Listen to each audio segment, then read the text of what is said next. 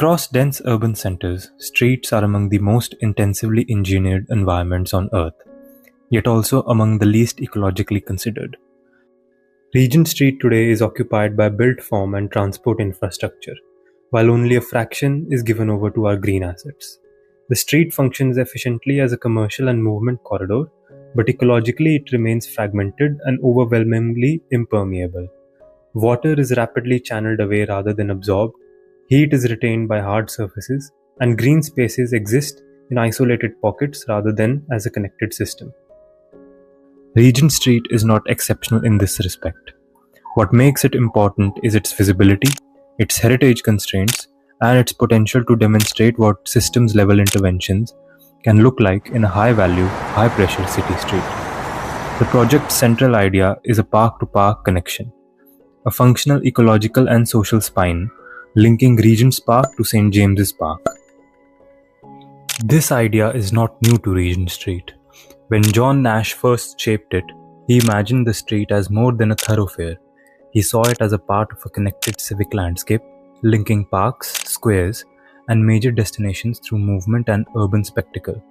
Today, our proposal builds on that same logic, but adapts it for a different century. Regent Street reinvents itself every 100 years. And so it was built in 1820s. It was reinvented and rebuilt in the Edwardians and the kind of architecture you see today with department stores and things like that. And this reinvention is a kind of addressing those impacts of climate change. And I think that taking that head on, what that means for a hotter, drier climate in the summer and a winter climate with stronger, kind of greater, more frequent peak rainfall events is really one of the biggest challenges it's kind of an existential challenge to that piece of London. We used donut economics, a system-level framework, to determine where the street was failing its people and ecological limits. Importantly, it provides quantitative indications to determine whether each design intervention is indeed advancing climate resilience, not just dressing it up. But here we are in Waterloo Place, where this is kind of like the basin and the lowest point hydrologically of all of the area, so all the water naturally brings itself here. Rather than treating stormwater as a waste to be rapidly removed, our proposal transforms Waterloo Place into a functioning sponge landscape. Using sustainable urban drainage systems, or SUDs, the intervention captures, slows, filters, stores, and, importantly, reuses water directly within the public realm. The landscape itself becomes hydrological infrastructure, simultaneously reducing flood risk, lowering ambient temperatures through evaporative cooling, supporting biodiversity, and creating civic green space connected visually and ecologically to St. James's Park.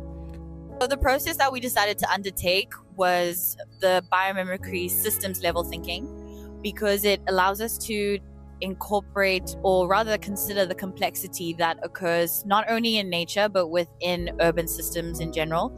As mentioned, there are a lot of factors that we needed to consider to move people through Regent Street and reduce the uneven distribution of how people are interacting and engaging with the space. And so biomimicry systems level thinking allowed us to take a challenge and find natural models that embody this complexity and emulate the same strategies that have been practiced by nature over millions and millions of years, and see how they can fit spatially into Regent Street. In a street where horizontal ecological space is limited, bust-off roofs can become habitat. Conventional green roof bust-offs often fail ecologically due to shallow substrates, monoculture sedum planting, and poor hydrological performance. To solve this, inspired by the morphology of lichens and natural drainage basins, our proposed roofs incorporate varied substrate depths and microtopography to create fluctuating wet and dry zones capable of supporting more complex invertebrate life cycles. Distributed throughout the corridor, these interventions create stepping stone ecological nodes and also provide about 322 meters square of new permeable surface for water absorption, supporting real biodiversity rather than being a tokenistic gesture.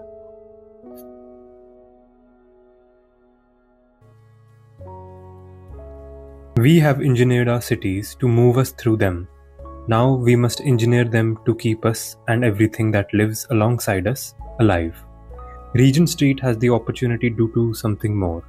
From park to park, from stone to soil, from a corridor of commerce to a corridor of life.